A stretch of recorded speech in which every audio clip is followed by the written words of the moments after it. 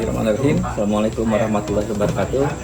Insya Allah pada hari ini kita akan mengadakan pengabdian masyarakat dalam negeri, di mana kita dua institusi perguruan tinggi antara Universitas Telkom dengan Universitas Siliwangi berkolaborasi ke Panji Boma terkait dengan aplikasi pendataan peternak kambing.